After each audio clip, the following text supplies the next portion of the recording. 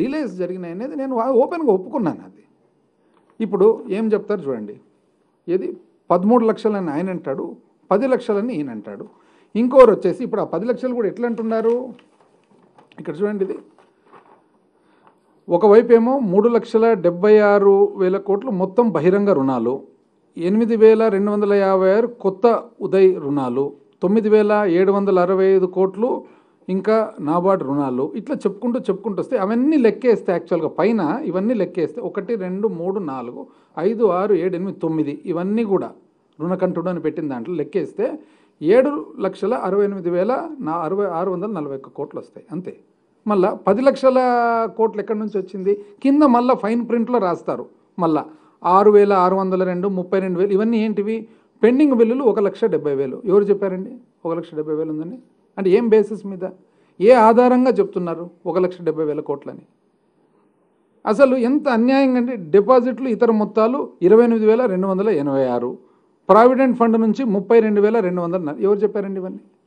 అంటే మీరు ఏం బేసిస్ మీద మాట్లాడుతున్నారు ఇవన్నీ టోటల్ చేసేది తప్పుడు ఇది ఇచ్చేది. ఇప్పుడు వాస్తవానికి ఒకవేళ మీ ప్రకారంగా లెక్కేసుకున్నా కూడా మీరేమన్నారు, 3,76,000 మామూలుగా ఎస్డిఎల్స్ అన్నారు, 3,76,000 మొత్తము బహిరంగ రుణాలంటే దాంట్లో 2,64,451 కోటి మే 2019కి లేదండి.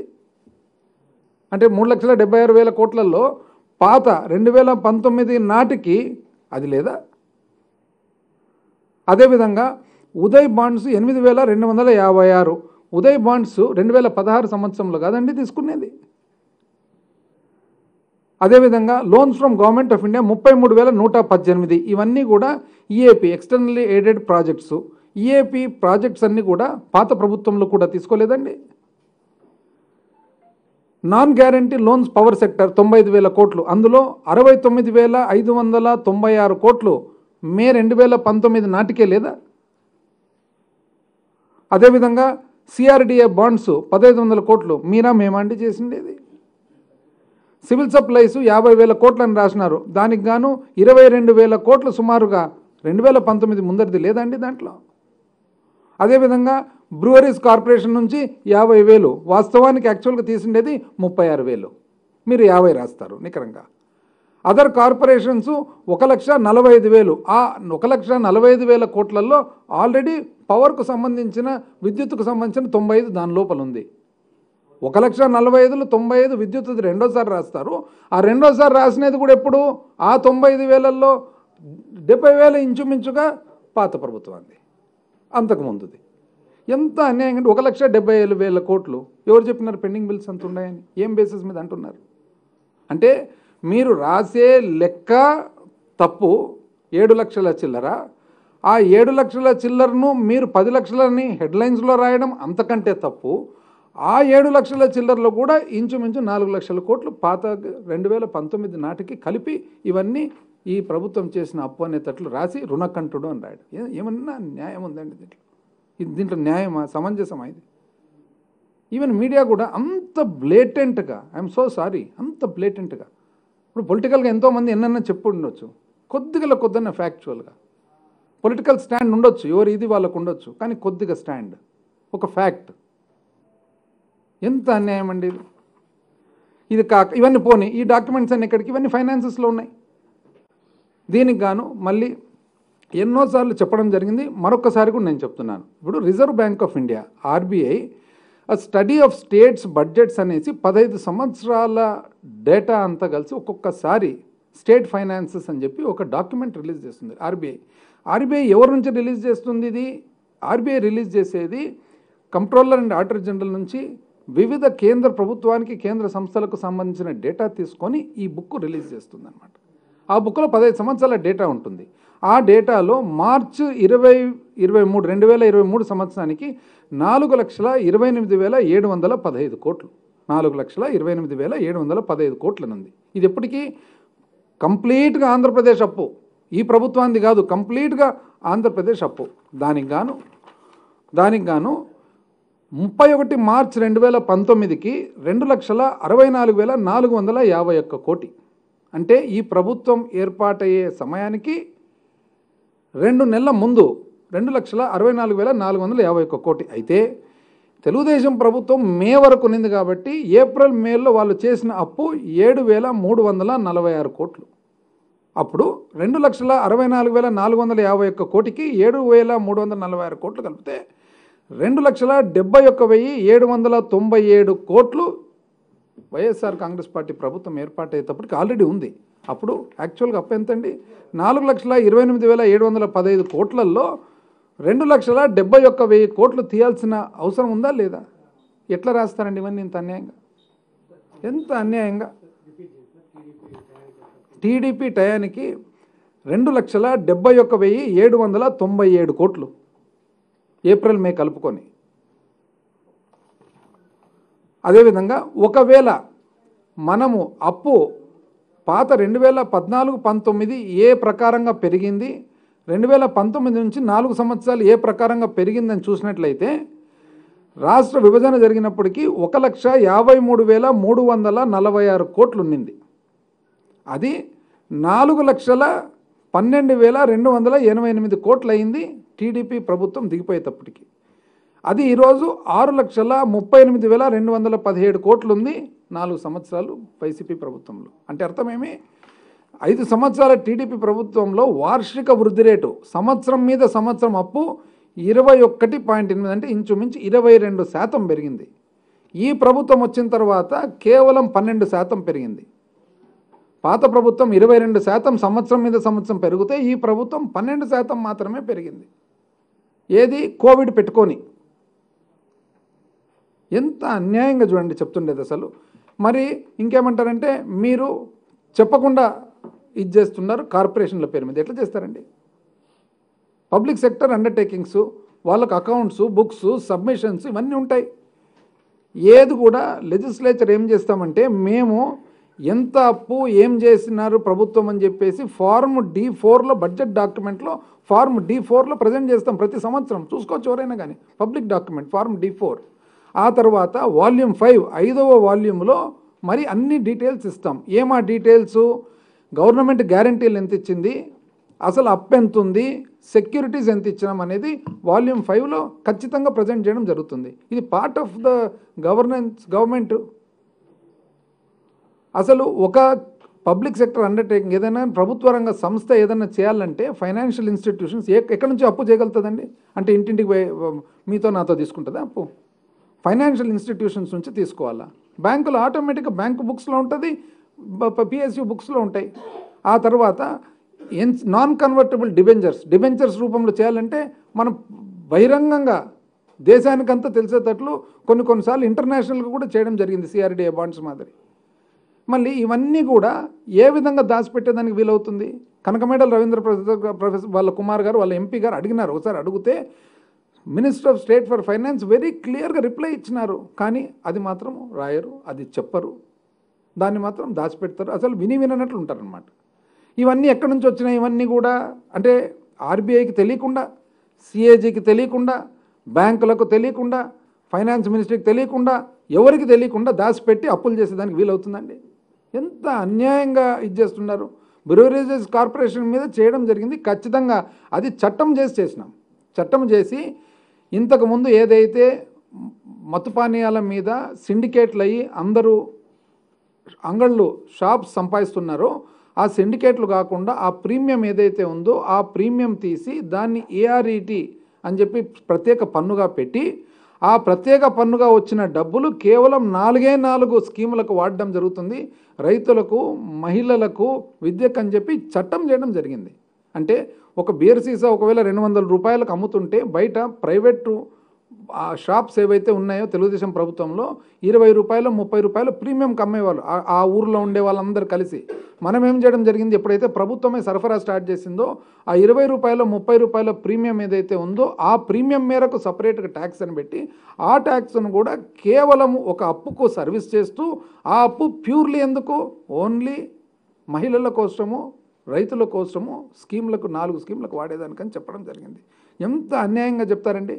ఒకవేళ ఈవెన్ మనము మన స్థూల ఉత్పత్తి మీద అప్పుగిన ఏ విధంగా పెరిగిందని చూస్తే అంటే మన స్థూల ఉత్పత్తి ఏదైతే ఉందో ఒక నిష్పత్తిగా అప్పు ఏ విధంగా పెరిగిందని చూస్తే కూడా తెలుగుదేశం పార్టీకి సంబంధించిన 5 సంవత్సరాల పరిపాలనలో 2,59,000 కోట్లు, సుమారు 2,59,000 కోట్ల అప్పు.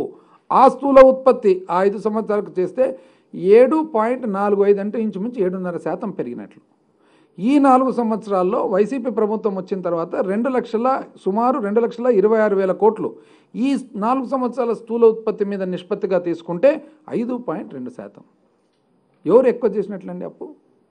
ఎంత అన్యాయంగా, అసలు అవాస్తవాలు, అన్యాయంగా, అసలు చాలా very very sad, very sorry. అసలు సిఆర్డిఏ బాండ్లు అంట చాలా అసలు పెద్ద ఇదంట, 10.3% కండి చేసిండేది. అదే ఏపీ మన బ్రూవరీస్ కార్పొరేషన్ మనం చేసిన డిబెంచర్స్ ఎంతకండి మనం చేసిండేది?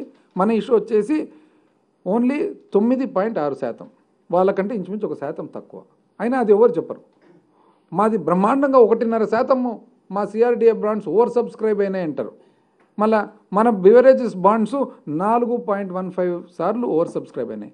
అది ఎవరు చెప్పరు. ఎంత అన్యాయంగా చూడండి అసలు చెప్పడము.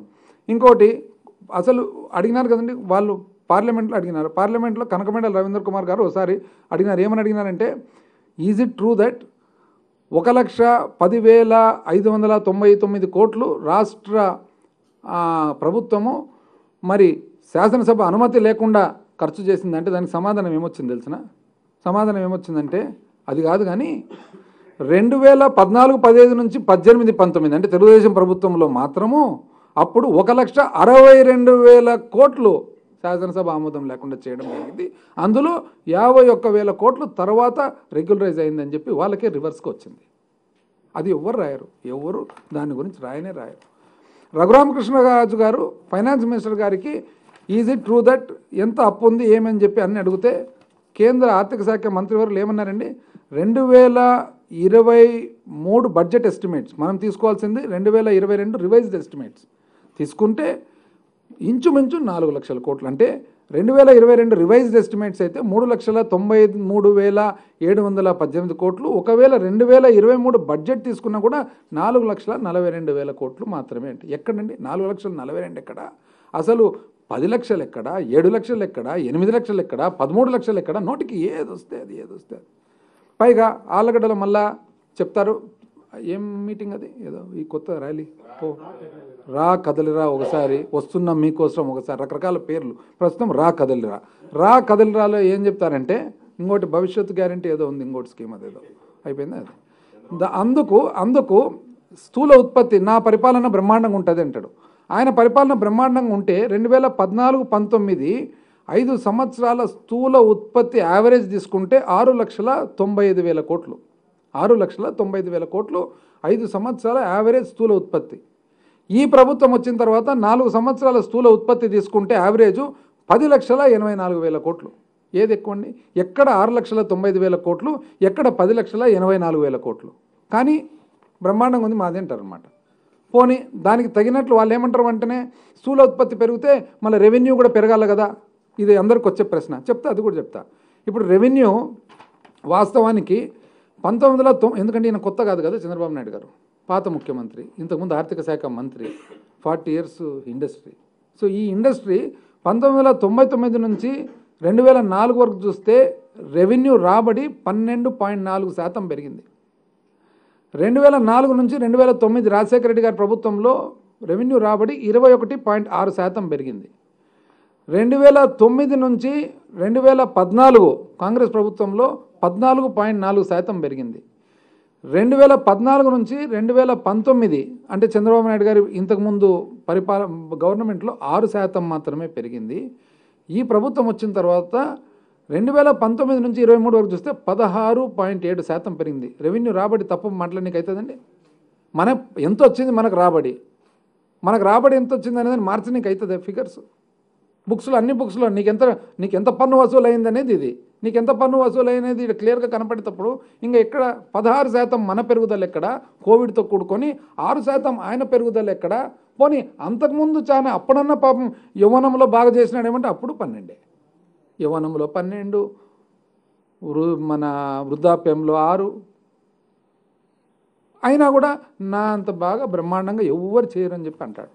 పోనీ ఇంకొచ్చి ఉద్యోగాలు ఇస్తారంటే ఇప్పుడు బ్రహ్మాండమైన ఉద్యోగాలు అంటారు. ఈ ఉద్యోగాలు కూడా అది కూడా వేసినారు. ఎవరు? దీపేందర్ సింగ్ హూడా గారు ఒక ప్రశ్న వేసినారు. దీపేందర్ సింగ్ హూడా గారు ఇప్పుడు ఫార్మర్, ఐ థింక్ ఆయన ఇదనుకుంటా, former chief minister of Haryana.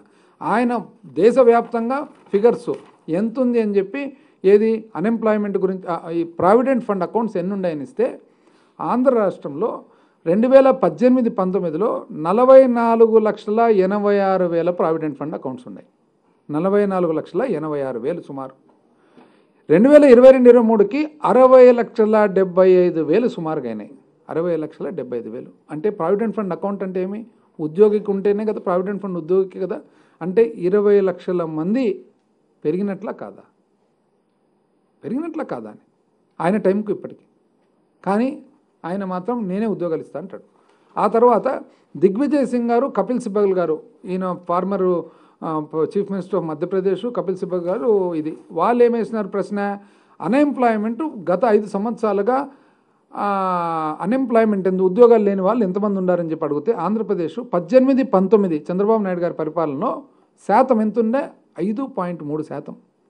2022-23కి ఎంత వచ్చింది? 4.1%. అంటే 100కు 5.3% చంద్రబాబు నాయుడు గారి పరిపాలనలో ఉద్యోగం లేని వాళ్ళు ఉంటే, నిరుద్యోగస్తులు ఉంటే, ఇప్పుడు 4.1. ఇంకా టాలీ కావడం లేదండి. అయినా కూడా ఆయన చెప్తాడు నాదంటే బ్రహ్మాండమైనది. ఆళ్ళగడ్డలు ఇంకా కర్నూలు జిల్లాకి ఏమో చేస్తా అంట. ఏం చేస్తా అంటే ఇంత ఇప్పుడు ఏం చేస్తారండి, 2019లో మేము మన అపోజిషన్లో ఎమ్మెల్యేలుగా ఉన్నప్పుడు ఫస్ట్ ఆగస్టు 14th, ఎందుకంటే ఇక్కడ ఈ రాయలసీమకు ఈ ఏం ఉండకూడదు దీంట్లో అని చెప్పి ఒక ప్లాన్ వేసుకొని వచ్చినాడు అనమాట. వచ్చి ఫస్ట్ ఇండిపెండెన్స్ డే, స్వాతంత్ర దినోత్సవ వేడుకలు అక్కడ పెట్టినాడు. పెట్టి వీళ్ళేదో అమాయకులే రాయలసీమలో, వీళ్ళకి ఏం చెప్పినా అయిపోతుందిలే అని చెప్పేసి వచ్చి ఏమేమి చెప్పినాడు తెలిసినప్పుడు, స్మార్ట్ సిటీగా కర్నూలు, కొత్త విమానాశ్రయం, సూపర్ స్పెషాలిటీ ఆసుపత్రి, అవుకులో పారిశ్రామిక వాడ, బెంగళూరు పారిశ్రామిక వాడ, టెక్నాలజీ క్లస్టరు, కోయిలకుంటలో సిమెంటు, దాని తర్వాత న్యూక్లియర్ ఫ్యూయల్ కాంప్లెక్సు, దాని తర్వాత సోలార్ అండ్ విండ్ పవరు, విత్తనాలు చేసే కేంద్రము, రైల్వే వ్యాగన్ల ఒకటని వచ్చిందండి దీంట్లో, ఒక సోలార్ పవర్ తప్ప. సోలార్ కూడా ఎందుకు వచ్చిందంటే ఆ ఒక కంపెనీ, అది కూడా చాలా పెద్ద పెద్ద భూములు, వ్యవసాయానికి పనికిరాని భూములు ఉన్నాయి కాబట్టి, అది కూడా ఇప్పుడు ఎట్లా ఈ ప్రభుత్వం వచ్చిన తర్వాత పంప్ స్టోరేజ్ కింద అంతకంటే బాగా చేస్తున్నారు. విమానాశ్రయం ఎవరండి పూర్తి చేసిండేది? ఊరికే పేరుకు దానికి ఇది పెట్టిపోతే మన గవర్నమెంట్ వచ్చిన తర్వాత పూర్తి చేసిండేది. అవుకులో రామ్కో సిమెంట్స్ ఎప్పుడండి కమెంట్స్ అయినది? మొన్న. ఆ తర్వాత అసలు క్లస్టర్ ఎక్కడుంది? దాంట్లో వ్యాగన్ల ఫ్యాక్టరీ ఎక్కడుందండి? వచ్చిన వ్యాగన్ ఫ్యాక్టరీ కూడా వాళ్ళు కంప్లీట్ చేసుకోలేకపోయినారు. దాని తర్వాత సూపర్ స్పెషాలిటీ హాస్పిటల్ ఇప్పుడు కాదండి, కర్నూలు హాస్పిటల్ డెవలప్ అవుతుండేది. దీంట్లో ఏం చేసిండేది కర్నూలుకు? మీరు ఇంతకుముందు ఏమీ చేయకపోగా ఆలూరులో జింకలకు పార్క్ అంట, శ్రీశైలంలో పులులకు పార్క్ అంట. ఇది అంటే కర్నూలు జిల్లా వాళ్ళు ఎంత అమాయకులు, ఎంత తిక్కోళ్ళు వీళ్ళు అని చెప్పేదానికి, ఆలూరులో ఏమో జింకలకు పార్క్ అంట, శ్రీశైలంలో ఏమో పులులకు పార్క్ అంట. ఇది పోనీ అదన్నా చేసినాడా? అదిలే, పులు లేవు, జింకలు లేవు. దీనికంతా కారణం ఎవరంటే, అసలు నిజం చెప్పాలంటే అసలు అప్పు ఉంది, అప్పు అయింది, 2 లక్షలు 3 లక్షల కోట్లు అప్పు అయింది, నేను కాదనిలే. కారణం ఎవరండి? అప్పు నేను చెప్పనా? కారణం ఎవరు? కారణం చంద్రబాబు నాయుడు గారు, చంద్రబాబు నాయుడు గారి విధానాలు. ఆయన విధానాల వలన, ఆయన రాజకీయాల వలన, ఆయన ఐడియాలజీ వలన, ఆయన సిస్టమ్ వలన ఆయన చేస్తున్న ఇవన్నీ కూడా రాష్ట్ర పరిస్థితి ఈ విధంగా ఉంది. అసలు ఎక్కడే కానండి, ఇప్పుడు చూడండి, మళ్ళపైగా ఆళ్ళగడ్డలో ఒక్కొక్క ఎమ్మెల్యేకి ఒక్కొక్క పేరు పెడతాడు, నాకేదో పేరు పెడతాడు. మీ వయసుకు తగునా అండి? మీ వయసుకు మీ కొడుకు అంటే ఊరికి పోయి అందరికి పేర్లు పెట్టేది ఒక ఫ్యాషన్ అనుకున్నాడు. మీ వయసుకి ఏంది ఊరికి పోయి ఎమ్మెల్యేలకు పేర్లు పెట్టేది? ఇప్పుడు ఎమ్మెల్యేలు కూడా మీకు పేరు పెట్టలేరా? జగదేక వీరుని కథలో మీ కొడుకు రేలంగి వేషం అనలేరా? అనొచ్చు కదా. మీ కొడుకును కూడా రేలంగి అనొచ్చు, అనడం లేదే ఎవరు? సంస్కారం ఉంది కాబట్టి ఎవరు అనడంలే. మీ వయసుకు మీకు ఎందుకండి? ఒకరేమో బిజినెస్ మ్యాన్ అంట, ఓరు నాగభూషణం అంట, ఓరు ఇంగోరంట. ఏంటివన్నీ పిచ్చి మాటలన్నీ మీ వయసుకు తగినట్లు? యాక్చువల్ నిజం చెప్పాలంటే దీనికంతా కారణం ఎవరు? ఈయన ఫ్లిప్ ఫ్లాప్ చూడండి ఒక్కసారి. అంటే ఈయన రాజకీయ సిస్టమ్ చూడండి. అసలు ప్రజలు నిజంగా ఏ విధంగా నమ్ముతుంటారు నాకైతే ఆశ్చర్యంగా ఉంది. ఒక్కసారి చూడండి, 1991 కాంగ్రెస్ పార్టీలో తన రాజకీయ జీవితం స్టార్ట్ చేసినారు. ఆ తర్వాత తెలుగుదేశం పార్టీలోకి వచ్చినాడు. ఎట్లొచ్చినాడు, రామారావు గారికి ఏమైంది అనేది మనందరికీ తెలుసు, ఇంకా మళ్ళీ రిపిటేషన్ అవసరం లే. ఏ విధంగా తెలుగుదేశం పార్టీలోకి వచ్చినారు, ఏ విధంగా రామారావు గారికి ఏం చేసి వచ్చినారనేది కూడా మనందరికీ తెలుసు. వచ్చినాడు కదా, వచ్చిన తర్వాత ఊరుకుంటాడా? ఆయన రాజకీయ జీవితం చూద్దాం. 1996 నుంచి 98 యునైటెడ్ ఫ్రంట్లో ఉన్నాడా? 13 పార్టీలు. అప్పుడు 13 పార్టీలు ఎవరెవరు? Assam Gana Parishad, CPI, CPM, DMK, Janata Dal, Samajwadi party, దానికి మళ్ళీ కన్వీనర్ ఉంటూ ఆ తర్వాత మళ్ళీ 1998లో బీజేపీ కొద్దిగా పికప్ స్టార్ట్ అయితేనే వెంటనే ఏమన్నాడు ఆయన? పికప్ స్టార్ట్ అయితే ఈ పక్క వచ్చినాడు. పోనీ పాత నేస్తం కదా వీళ్ళకు కమ్యూనిస్టులతో, వాళ్ళ గురించి ఏమన్నా అంటే ఈ దేశంలో కమ్యూనిజం లేదు, టూరిజం ఉంది అన్నాడు. వీళ్ళు మాత్రం ఇంకా ఇప్పటికి కూడా ఇంకా నమ్ముతూనే ఉన్నారు, కమ్యూనిజమే లేదు, టూరిజం ఉంది అన్నాడా లేదా? 1999లో బాగా అనుకూలంగా బీజేపీతో పాటు కలిసి వాజ్పేయి గారు కార్గిల్ వేవ్ మీద గెలిచినాడా? గెలిచిన తర్వాత 2001లో ఏమన్నాడు? మోడీ గారిని దింపేయాలన్నాడు. అసలు మోడీ గారిని ఏ విధంగా దింపాలి? దింపకుండా నేను దిగిపోతా అన్నాడా లేదా? 2004 వచ్చేటప్పటికి బీజేపీతో పాటు కలిసినాడు. మోడీ గారిని దింపకుంటే నేను అసలు దిగిపోతాన్నాడు, అట్లే ఉండాడు. ఎందుకు? ఆడ బీజేపీ అధికారంలో ఉంది కాబట్టి. 2004లో కలిసినాడు. కలిసి ఓడిపోయిన తర్వాత హిస్టారికల్ బ్లండర్ అన్నాడు, చారిత్రక తప్పిదం ఇది అన్నాడా లేదా? 2004లో 2009కి వచ్చేటప్పటికి మరొకసారి మళ్ళీ యూటర్న్. ఎట్లా? మళ్ళా టీఆర్ఎస్తో, మళ్ళా సిపిఐతో, మళ్ళా సిపిఎంతో మహాకూటమి అన్నాడు. దానికి అన్న తర్వాత ఏమన్నాడు? చిరంజీవి గారిని ఏమన్నాడు? చిరంజీవి గారిని ఈ ఆర్టిస్టులు, ఈ ఫిల్మ్ యాక్టర్లు వీళ్ళకి ఎవరు ఓట్లేస్తారు అని అన్నారు. యాక్చువల్గా ఆయన చెప్పడం కూడా ఏదో డ్రెస్ వేసుకునే వాళ్ళకి ఏదో అన్న తర్వాత దానికి పాపం చిరంజీవి గారి తమ్ముడు పవన్ కళ్యాణ్ గారు చాలా ఉద్రేకంతో బాధపడిన తర్వాత అసలు ఈయన అవసరమైతే ఎక్కించుకుంటాడు సైకిల్, లేకుంటే దింపేస్తాడు సైకిల్ అని అన్నాడా లేదా? 9 సంవత్సరాలు కరప్షన్కు డాన్ ఈయన అని పవన్ కళ్యాణ్ గారు ఆ రోజు వాళ్ళ అన్న మాటకు బాధపడి అన్నాడా లేదా? 2014కి వచ్చేటప్పటికి మళ్ళా బ్యాక్ బీజేపీ, జనసేన, మళ్ళా బ్యాక్ వచ్చిన తర్వాత ఆ రోజు కాంగ్రెస్ని ఏమన్నాడు? మన్మోహన్ సింగ్ గారిని పెద్ద మనిషి పాప మన్మోహన్ సింగ్, ఆయన అనొచ్చిన మాటలు. సోనియా గాంధీ గారికి పెంపుడు కుక్క అన్నాడా లేదా? అన్న తర్వాత 2016 వచ్చేటప్పటికి మళ్ళా డిమానిటైజేషన్ బ్రహ్మాండమైన ఆలోచన, మోడీ గారికి నేనే ఇచ్చిన ఆలోచన అన్నాడు. అది దేశవ్యాప్తంగా అల్లకల్లోలం అయితేనే చారిత్రక తప్పిదం ఇది అన్నాడా లేదా? 2018కి వచ్చేటప్పటికి మళ్ళీ తెలంగాణకు మళ్ళీ దాని తర్వాత ఎవరితో కలిసినాడు? మళ్ళీ పోయి కాంగ్రెస్తో కలిసినాడు. 2019కి వచ్చేటప్పటికి ఏం చేసినాడు? మళ్ళా మోడీ హటావ్ దేశ్కు బచావ్ అన్నాడా లేదా? 2019 తర్వాత మళ్ళా ఓడిపోయిన తర్వాత మొన్న మోడీ అటువంటి లీడర్ అవసరం ఈ దేశానికి అని అన్నాడు. 2014 వచ్చేటప్పటికి లేటెస్ట్గా ఏం చేస్తున్నాయంటే ఆయన అసలు సిపిఐతో మాట్లాడుతున్నాడు, సిపిఎంతో మాట్లాడుతున్నాడు, బీజేపీతో మాట్లాడుతున్నాడు, కాంగ్రెస్తో మాట్లాడుతున్నాడు, ఇంకా లాస్ట్ జనసేనతో పొత్తు అని అంటున్నాడు. ఒక్క వైఎస్ఆర్సీపీతో తప్ప ఈ రాష్ట్రంలో ఉండే ప్రతి ఒక్కరితో ఎవరైనా ఇండిపెండెంట్ ఉంటే ఇండిపెండెంట్తో కూడా మాట్లాడతారు. అందుకనే ఒక పాట వినిపిస్తాం మీకు.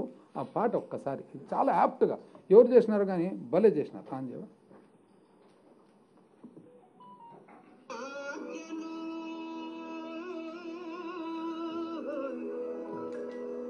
ఇది యాప్ట్.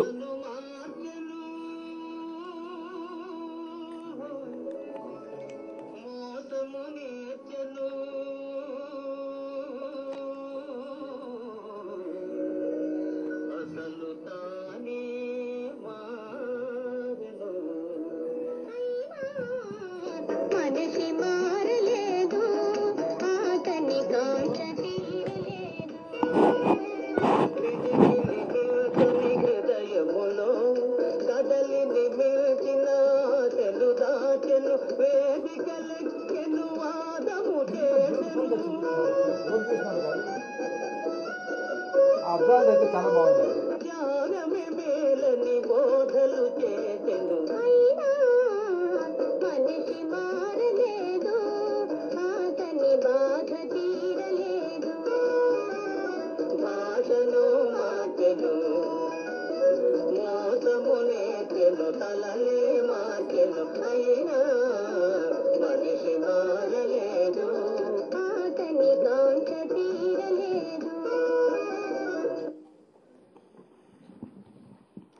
ఎంత చక్కగా తీసినారు చూడండి.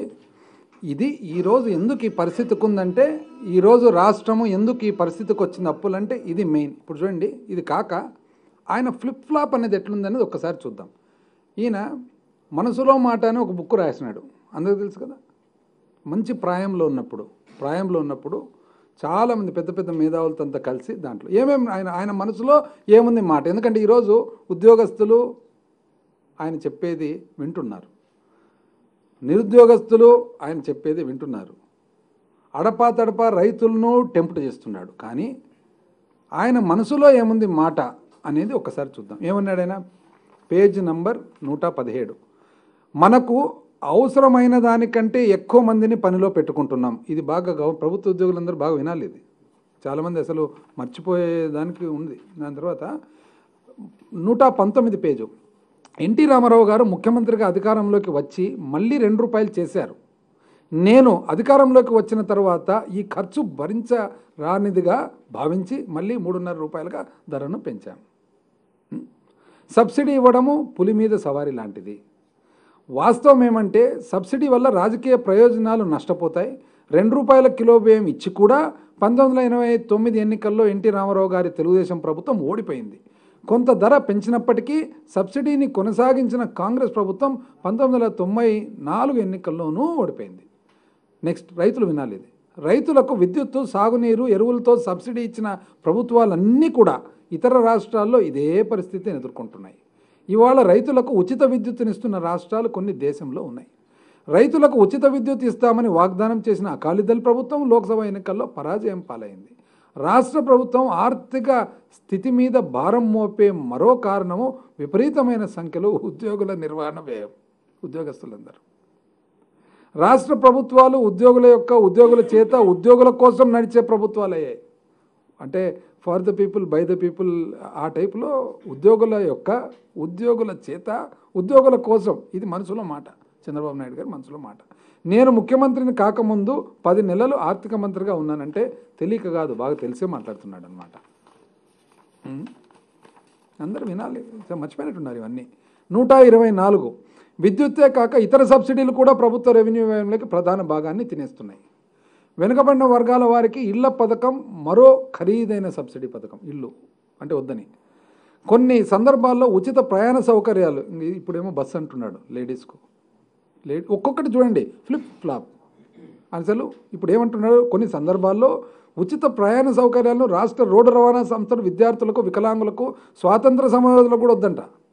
ఈవెన్ వాళ్ళకు కూడా, ప్రస్తుత ప్రజాప్రతినిధులకు, జర్నలిస్టులకు మీకు కూడా అందిస్తుంది. వీటి ఖర్చు ప్రభుత్వానికి ఏడాది 4-5 కోట్ల రూపాయలుగా, ఏపీఎస్ఆర్టీసీకి ఏడాది 74 కోట్ల రూపాయలుగా. ఇది ఆర్టీసీ లెక్కలు తారుమారు చేస్తుంది. ఇక పరోక్షంగా ఇచ్చే సబ్సిడీలు కూడా ఏడాదికి ఖరీదు పెరిగిపోయి కొనసాగించడం కష్టమవుతుంది. వీటిలో అన్నిటికంటే ఎక్కువ ఖరీదైన కాలువల సాగునీటి విషయంలో వినియోగదారుల ఛార్జీల వసూల్లో లోపం. ఎకరానికి ₹60 చొప్పున వసూలు చేస్తున్న ఛార్జీ నిర్వహణ ఖర్చులు కూడా సరిపోనప్పుడు పెట్టిన పెద్ద పెట్టుబడుల లాభం వస్తాయి. అసలు ఎందుకు? చూడండి రైతుల పరిస్థితి. వెనుకబడిన తరగతుల గృహ నిర్మాణ పథకంలో వసూళ్లు అతి తక్కువ. అంటే గృహ నిర్మాణ పథకం వెనుకబడిన వర్గాలకు ఏదైతే ఇస్తున్నారో అది అతి తక్కువ. అసలు పెంచాలా అసలు ఎందుకు అని ఆయన అభిప్రాయం. మళ్ళీ అదేవిధంగా 62. ఇదైతే ఇంకా ఉద్యోగస్తులంటే వింటే ఏమంటారు? ఇంకా ప్రభుత్వ ఉద్యోగస్తులందరూ అవినీతి గురించి ప్రజల అభిప్రాయాన్ని సేకరించినప్పుడు వారి దృష్టిలో ఆంధ్రప్రదేశ్ రాష్ట్ర విద్యుత్ సంస్థ ఉద్యోగుల్లో 66% మంది, పౌర సరఫరాల శాఖల్లో 65% మంది, రెవెన్యూ అధికారుల్లో 64% మంది, పోలీసుల్లో 62% మంది, స్థానిక సంస్థల్లో 52% మంది అవినీతి పరులని తేలింది. చంద్రబాబు నాయుడు గారు ఉద్యోగస్తుల గురించి తన మనసులో మాట, పేజ్ నంబర్ 61. బాగా ఉద్యోగస్తులందరూ బాగా చక్కగా వినాలి. 62. ఎందుకంటే ఆయన మంచి ప్రాయంలో అప్పటికే ఆర్థిక శాఖ మంత్రిగా చేసి ముఖ్యమంత్రిగా రాసినది. 62. రీఇన్వెంటింగ్ గవర్నమెంట్ అన్న పుస్తకంలో రచయితలు డేవిడ్ ఆస్బోర్న్ అండ్ టెడ్ గాబ్లర్, అంటే ఈయన ఇంగ్లీష్ వాళ్ళు పెద్ద వాళ్ళు రాసిన పుస్తకాలు కూడా తను చదివి అధ్యయనం చేసుకొని ఈ అభిప్రాయానికి వచ్చినట్లు పెద్ద డేవిడ్ ఆస్బోర్న్, టెడ్ గాబ్లర్ లాంటి పెద్దవాళ్ళు రాసిన పుస్తకాలు కూడా చదివిన తర్వాత ఈ అభిప్రాయానికి వచ్చినాయంట. ప్రభుత్వ ఉద్యోగుల జీతభత్యాలు, పెన్షన్లు పెరుగుదల ప్రభుత్వం అప్పుల వల్ల చిక్కుకుపోయే పరిస్థితి దారితీసింది. జీతభత్యాల బిల్లు పెరుగుదల, రెవెన్యూ లోటు పెరుగుదల వల్ల ఈ లోటును అడ్డుకోవడానికి అప్పులు చేయక తప్పదు. ఈ అప్పులు వడ్డీలు మరిన్ని అప్పులకు దారితీస్తాయి. ఇదొక విషఫలం. కోశాగార సమతుల్యాన్ని నిలబెట్టడానికి ఎస్టాబ్లిష్మెంట్ ఖర్చులను తగ్గించాలని అవసరం ఎంతో ఉంది. అంటే ఇప్పుడు మీరేమో అప్పులు చేస్తారు, ఏ కారణం వల్లనే అంటున్నారు. ఇప్పుడు మనం చేసిండేది అప్పు కాక ఇదేమంటారు? సేమ్ కదా. అంటే ఫ్లిప్ ఫ్లాప్. ఆయన ఆలోచన విధానం చూడండి. జీతభత్యాల బిల్లు పెరగడానికి వాటి పెరుగుదలలోకి ఉద్యోగుల సంఖ్య పెరగకుండా ముఖ్య కారణం. ఉద్యోగుల పెరుగుదల వల్ల సామర్థ్యం పెరగడం, అంటే ఉద్యోగస్తులు పెరుగుతున్నాయంట, వాళ్ళలో సామర్థ్యం అయితే పెరగడం లేదంట. ప్రభుత్వంలో అదనపు ఉద్యోగాల సృష్టి ఎలా జరుగుతుంది? విభిన్న పద్ధతులు ఉన్నాయి. కొన్ని సందర్భాల్లో పథకాలు పూర్తవుతాయి, ఉద్యోగాలు రద్దు చేయాలి. ఎందుకు రద్దు, కంటిన్యూషన్ అనేది ఆయన ఆలోచన, ఆయన మనసులో మాట. మంచి ప్రాయములు రాసిండేది ఏది, టెడ్ గాబ్లరు, డేవిడ్ ఆస్బోర్న్ అటువంటి గొప్ప వాళ్ళ పుస్తకాలు చదివిన తర్వాత, ఆర్థిక శాఖ మంత్రిగా పనిచేసిన తర్వాత ముఖ్యమంత్రిగా ప్రాయములో రాసిండేది అనమాట ఇది. మళ్ళీ ఎందుకంటే 73 ఏళ్ళ కంటే ఒకసారి ఏదైనా కొద్దిగా లైట్గా ఆలోచన మారిండొచ్చు కదా. ఇది మా 40స్లో, 40 ఏళ్లలో ఇంకెవరికి పొరపాటు జరగదు. ఆ అభిప్రాయం జీవితకాలం మంది ఉంటుంది లోపల. జీబ్రాకు సారలు అప్పుడప్పుడు మనం పెయింట్ వేస్తే పోతుంది, కానీ వర్షం పడినప్పుడు మళ్ళీ సారలు వచ్చేస్తాయి. ఎక్కడికి పోవాలి? కేంద్రంలో కానీ రాష్ట్రంలో కానీ సిబ్బంది సంఖ్యను తగ్గించడంతో ఉత్తమమైన మార్గం అన్న ఉద్యోగుల స్తంభింపజేయడం, అంటే రిటైర్ అయిన ఉద్యోగుల స్థానంలో కొత్త నియామకాలు చేయకుండా ఉండడం. ప్రభుత్వ ఉద్యోగులందరూ కూడా ఈరోజు బాగా చక్కగా వినాలి. తాము అవసరం అనుకున్న పనుల నిర్వహణ ప్రైవేట్ సంస్థలతో నియమించే ఆర్థికాధికారులను కలెక్టర్లకు అప్పగించి జరిగింది. అంటే ప్రైవేట్ మన అవుట్సోర్సింగ్. నీటిపారుదల శాఖలో కూడా ఆర్థిక అధికారాలను గణనీయ స్థాయిలో దత్తం చేయడం జరిగింది. గతంలో కంటే ఇప్పుడు ఇంజనీర్లు, చీఫ్ ఇంజనీర్లు పెద్ద మొత్తంలో వ్యయమయ్యే పనులను మంజూరు చేయవచ్చు. ఇట్లాంటివి ఇంకా చూసుకుంటూ పోతే ఎన్ని వస్తాయి. ఇది ఆయన ఆలోచనపరం. ఇది అయిపోయింది కదా. ఇప్పుడు ఈ పొలిటికల్ అఫిలియేషన్ చూసిన తర్వాత, ఇంతకుముందు ఒకసారి చెప్పిన, ఇప్పుడు మళ్ళీ నాకు అనిపిస్తుంది, అంటే బీజేపీ మళ్ళీ బ్యాక్ టు కాంగ్రెస్, మళ్ళీ బీజేపీ మళ్ళీ బ్యాక్ టు కాంగ్రెస్, మళ్ళీ కమ్యూనిస్ట్ బ్యాక్, మళ్ళీ జనసేన బ్యాక్. చూసిన తర్వాత ఇంతకుముందు ఒకసారి చెప్పి మళ్ళీ అదే గుర్తుకొస్తుంది. ఒక గొప్ప ఉదాహరణ, ఎలిజబెత్ టైలర్ అని ఒక యాక్ట్రెస్ ఉండింది. క్లియోపాట్రా అని చాలా గొప్ప ఫిల్మ్లో యాక్ట్ చేసిందనమాట. One of the famous actresses. ఆమె జీవితకాలంలో 7 సార్లు పెళ్లి చేసుకుందనమాట. అంటే విడాకులు పెళ్ళి, విడాకులు పెళ్ళి, విడాకులు పెళ్ళి.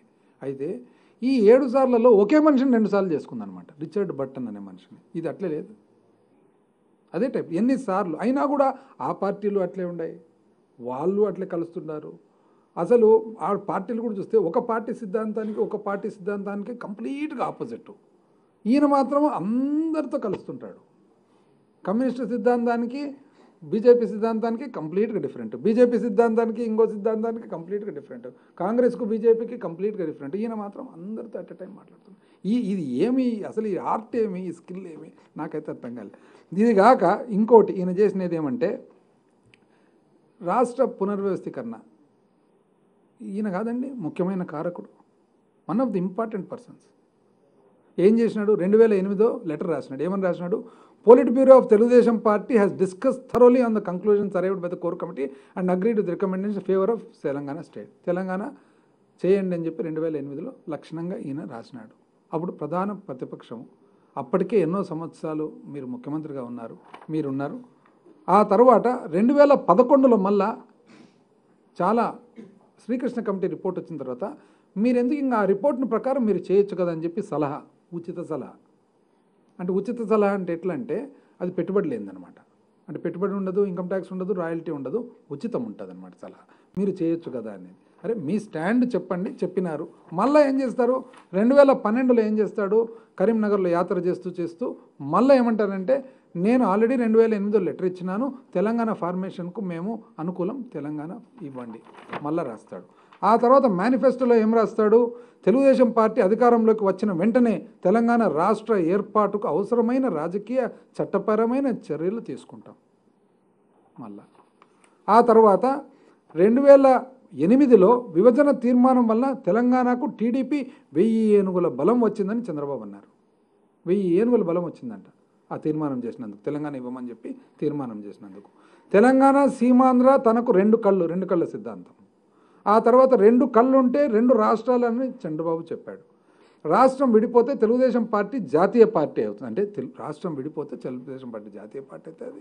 ఇది 2 కళ్ళ సిద్ధాంతం. అందుకని అప్పుడు కేసీఆర్ ఏమన్నారంటే, అసలు నాకు అర్థమే కావడం లేదు, ప్రజలు ఇంత అమాయకులా అన్నాడు కేసీఆర్. ఎందుకంటే అదే తెలుగుదేశం పార్టీ ఆఫీస్ బంజారా హిల్స్లో అదే షామ్యానాలు, అదే సర్వలు, అదే అండాలు సమైక్యాంధ్ర మూమెంట్కి వస్తాయి.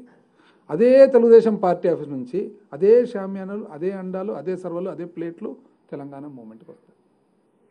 ఏంది ఇది అసలు? ఏ విధంగా ఈయన అసలు ఇది చేయగలుగుతున్నాడు? ప్రెస్ కూడా ఎంత మోస్తుంది అసలు, ఎంత బ్యూటిఫుల్గా, నాకైతే ఆశ్చర్యంగా. నాకు ఇది చూస్తే ఏమైపోతుందంటే, ఒకసారి ఇండియా పాకిస్తాను క్రికెట్ మ్యాచ్ జరుగుతుండే అప్పట్లో, బాగా మొదటి నుంచి మనకి ఎక్కువ ఇది కదా జరిగేటప్పుడు. అప్పట్లో ఇమ్రాన్ ఖాన్ ఉండి, నాకు ఒక్క కపిల్ దేవ్, ఒక గవాస్కర్ ఉంటే నేను ప్రపంచంలో ఏ టీంనైనా జయించగలుగుతాను అన్నాడు అనమాట.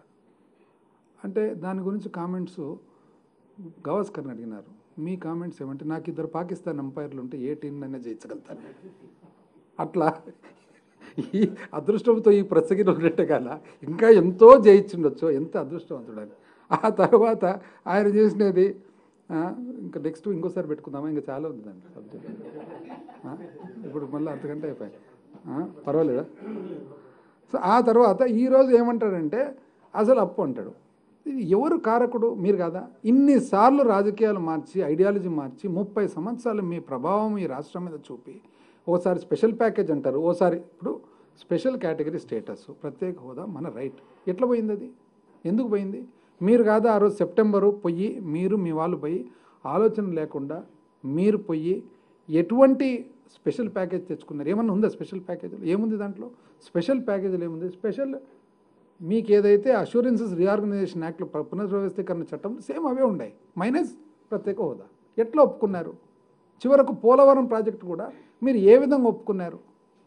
చేసి వచ్చిన తర్వాత మళ్ళీ దానికి తీర్మానాలు. ఏమని తీర్మానము? 9/9/2016 మేము ఉన్నాం ఎమ్మెల్యేలుగా. ఆ రోజు తీర్మానం ఏం చేసినాడు? ఆంధ్రప్రదేశ్ రాష్ట్ర అభివృద్ధికి సహాయ సహకారాలు అందిస్తున్న గౌరవ ప్రధానమంత్రి గారికి, కేంద్ర ప్రభుత్వానికి ధన్యవాదాలు తెలియజేస్తున్నాను. రాష్ట్ర విభజన నేపథ్యంలో అవమానాలకు గురైన ప్రజలకు ప్రత్యేక హోదా చుట్టూ బలమైన ఆకాంక్ష నెలకొని ఉంది. మళ్ళీ చెప్తాడు అది కూడా మళ్ళా ఆయన. కాబట్టి ఆంధ్రప్రదేశ్ రాష్ట్ర ప్రజలకు ఆకాంక్షలకు అనుగుణంగా రాష్ట్ర సమస్య సత్వర పరిష్కారం చేయాలని చెప్పించారు. అంటే ఏంది మీ ఉద్దేశం ఏమి దీనివలన? ప్రత్యేక హోదా ఏమో మీరు వదిలిపెట్టేసినారు, ప్యాకేజ్కేమో ఒప్పుకున్నారు, ఓ పక్క ధన్యవాదాలు చెప్తున్నారు, ఒక పక్క రైట్స్ కాపాడాలంటే, రైట్స్ కాపాడాల్సినది మీరా కేంద్ర ప్రభుత్వమా? ఫస్ట్ ఛార్జ్ ఎవరి మీద ఉంది? రాష్ట్ర ప్రభుత్వం మీద కాదు ఉండేది. అదేవిధంగా మళ్ళీ 8/9 అదే రోజే మేము ఇక్కడ ఆ రోజు డిసెంట్ తెలియజేస్తుంటే కౌన్సిల్ ఇచ్చినట్టు సేమ్ అదే వాక్యాలే కౌన్సిల్లో చేసిన తర్వాత. ఈరోజు మీరు ఇంత అనుభవంతో ఆ రోజు మీరు ఆర్థిక శాఖ మంత్రిగా పుస్తకాలు రాసినారు, మనసులో మాట రాసినారు, CEO ఆఫ్ ద కంట్రీ అన్నారు, అసలు NDA కన్వీనరు మీరే, ప్రెసిడెంట్లను తెచ్చినారు, మీరే ప్రైమ్ మినిస్టర్ని తెచ్చినారు, గుజరాల్ను మీరే తెస్తారు, దేవేగౌడను మీరే తెస్తారు, కలాంను మీరే తెస్తారు, అసలు యావత్ భారతదేశాన్ని మీరే హైదరాబాద్ నుంచి పరిపాలించినారు అనేటట్లు మీరు చెప్తారు.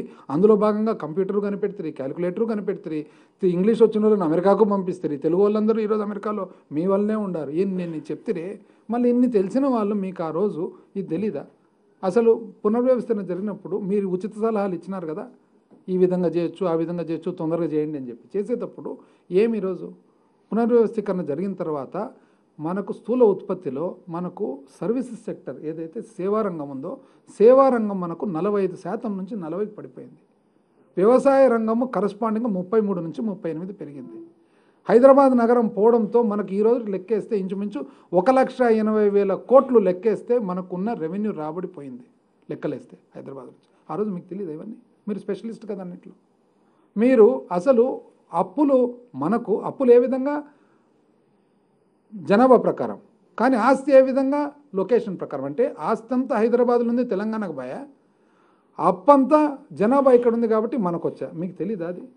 దానివల్ల కదా ఈరోజు అప్పు పెరిగినది. ఆ తర్వాత కనీసము మీరు విద్యుత్తులు ఏం చేసినారు? మీరు విద్యుత్తుకు వచ్చేటప్పటికి ఆంధ్రప్రదేశ్కు 46%, ఎందుకంటే అక్కడ మళ్ళా ఓన్లీ కన్జంప్షన్ వాడకం, తెలంగాణకేమో 54%, ఎందుకు వాడకం. ఇంత అన్యాయమైన విభజన జరిగినప్పుడు మీరు ఏం చేస్తున్నారండి? మీరు కాంగ్రెస్ కలిసే కదా ఆ రోజు విభజన చేయడం? కాదు, కాంగ్రెస్ మీరు కలిసి కదా చేయడం. మీరు కలిసి బ్రహ్మాండం కలిసి చేస్తారు. మీ ఏకైక ధ్యేయమేమి జగన్మోహన్ రెడ్డి గారిని ఇబ్బంది పెట్టాలని, అది సాధించుకుంటారు, కలిసి చేస్తారు. ఈ విధంగా చేసుకుంటూ పోతే అసలు దానికి కనీసము ఆస్తులు ఒక పద్ధతి ఉందే? పోనీ విభజన జరిగిన తర్వాత మీరేం సాధించినారు అది కూడా చూద్దాం. సాధించినది ఒకటి, అసలు మీరు ప్రత్యేక హోదాన వదిలిపెడతారు, ప్రత్యేక ప్యాకేజా మీరు సాధించలేకపోతుంది. ప్రత్యేక ప్యాకేజీలో మీరు సాధించలేనిది ఇప్పుడు బ్యాక్వర్డ్ ఏరియా డెవలప్మెంట్ ఫండ్ ఉంది, అది చాలా తక్కువ 50 కోట్లు, కానీ మీరు ఒప్పుకున్నారు. ఒప్పుకున్న తర్వాత కనీసం అదన్నా సాధించుకున్నారా? 2014, 15, 15, 16, 16, 17 3 సంవత్సరాలు తప్పితే 2 సంవత్సరాలు మీరు తెచ్చుకోలేకపోయినారు. మీరు తెచ్చుకోలేకపోతే 17, 18, 18, 19 వెనుకబడిన ప్రాంతాలకు సంబంధించిన డబ్బులు మీరు తెచ్చుకోలేకపోతే మన ప్రభుత్వం వచ్చిన తర్వాత మనం సాధించుకున్న మాట వాస్తవమా కాదా? ఈరోజు ప్రజలకు తెలియాలి. ఇది పోలవరం ప్రాజెక్టు మీరు ఎప్పుడో 2013, 14 సంబంధించిన క్వాంటిటీసు దానికి సంబంధించిన రేట్లకు ఒప్పుకొని ఏ విధంగా మీరు కంప్లీట్ చేయాలనుకున్నారు, ఏ విధంగా ఒప్పుకొని వచ్చినారు?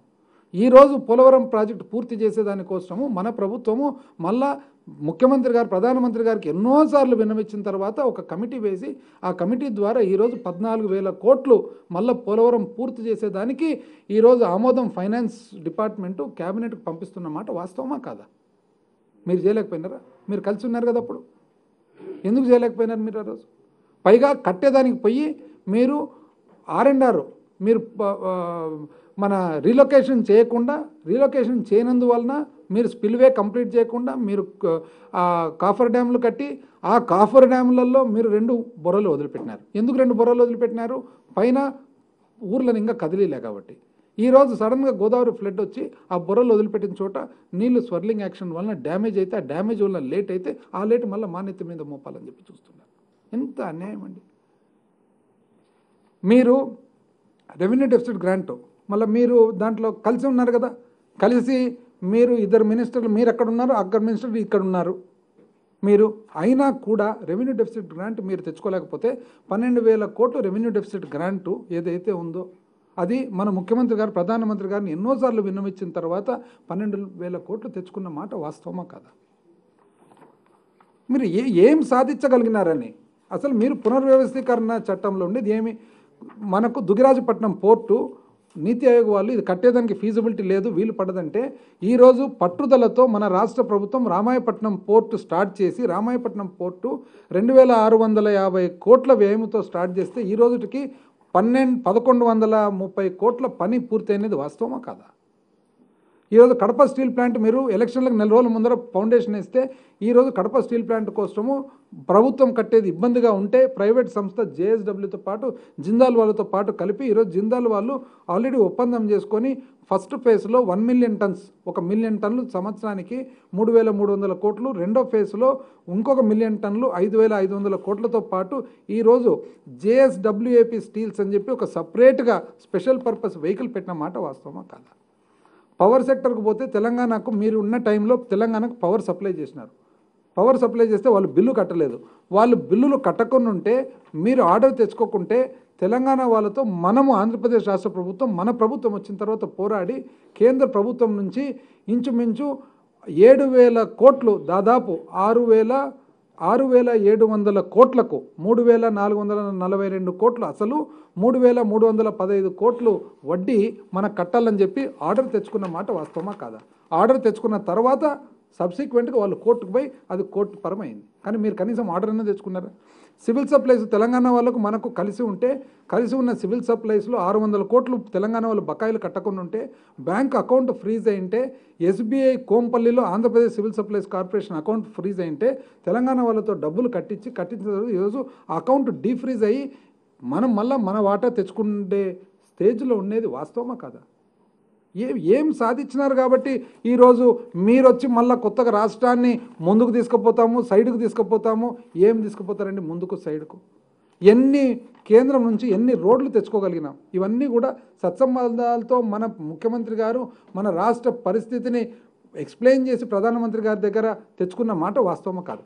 అన్నీ తెచ్చుకుంటేనేమో మీరు కుమ్మక్కు అంటారు, తెచ్చుకోకుంటేనేమో మీ చేత గాలే అంటారు. మీరు కుమ్మక్కు కాకపోతే పని చేసుకోలేకపోతే రాష్ట్రాన్ని ముందుకు తీసుకోలేకపోతే మీరు మాట్లాడతారు ఈరోజు వచ్చి అన్యాయంగా. ఎంత అన్యాయమైన మాటలండి!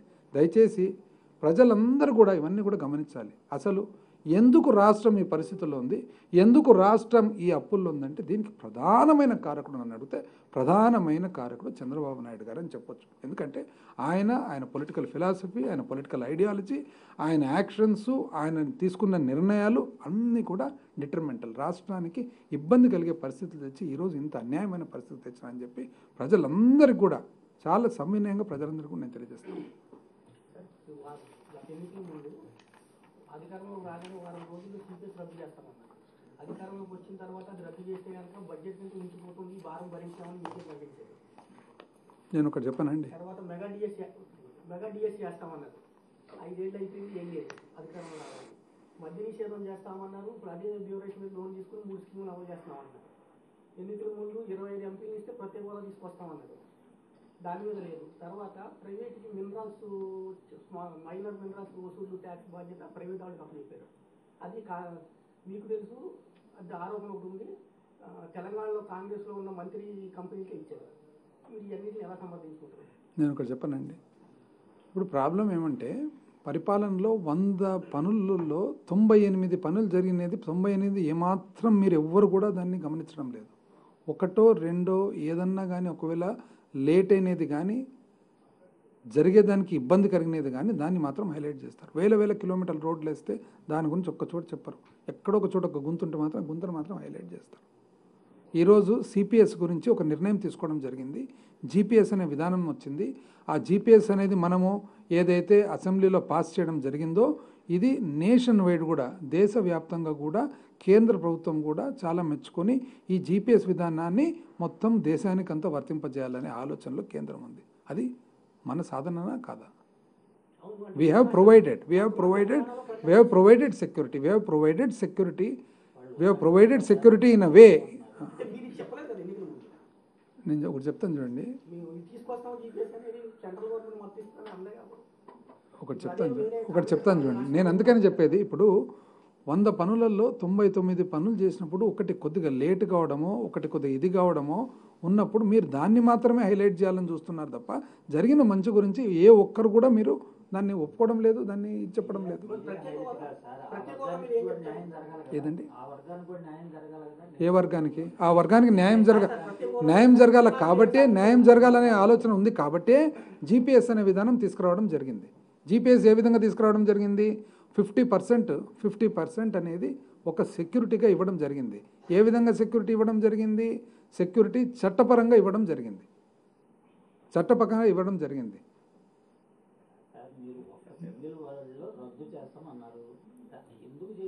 నేను ఒకటి చెప్తాను చూడండి. ఇప్పుడు ఏదైతే ఆ రోజు అష్యూరెన్స్ ఇవ్వడం జరిగిందో ఆ అష్యూరెన్స్ను అమలుపరిచే కార్యక్రమంలోనే to the best of government's ability. ఎందుకంటే మనము ఏదైతే నిర్ణయం తీసుకునేటప్పుడు ఎంప్లాయీస్ది ఈ రోజే కాదు, రాబోయే 10 సంవత్సరాలు 20 సంవత్సరాలు 30 సంవత్సరాల ఎంప్లాయీస్ది కూడా వాళ్ళందరి ఫ్యూచర్ కూడా దృష్టిలో పెట్టుకొని ఆ ఫ్యూచర్లో ఈరోజు నిజం చెప్పాలంటే రద్దు చేసి ఇమ్మీడియట్గా చేస్తే నెక్స్ట్ 10 సంవత్సరాలు పెద్ద ఇబ్బంది ఉండదు, బెనిఫిట్ కూడా ఉండొచ్చు. 10 సంవత్సరాల తర్వాత మొత్తం కుప్పకూలిపోతుంది. కాబట్టే ప్రపంచవ్యాప్తంగా కూడా ఓపీఎస్ అనే విధానము అందరూ డిస్పోజ్ చేసినారనమాట. డిస్పోజ్ చేసి వాళ్ళు ఏ విధానికి కాంట్రిబ్యూటరీ పెన్షన్ స్కీమ్కు పోయినారు. అటు కాకుండా ఎంప్లాయీస్ ఏం చెప్తానండి. ఇప్పుడు 29 సేమ్ మీ ప్రాబ్లం అదే. 29 రాష్ట్రాల్లో 28ని చూడరు, ఒకటి చూస్తారు. ఇప్పుడు నేను ఒకటి చెప్తానండి, కేరళ ఇస్ లెఫ్ట్ స్టేట్ కదా, ఎందుకు కేరళ ఈరోజు వరకు చేయడం లేదు? ఎందుకు కేరళ చేయడం లేదు? లెఫ్ట్ స్టేట్ కదా. ఈరోజు వరకు కనీసం కేరళ ఎందుకు చేయడం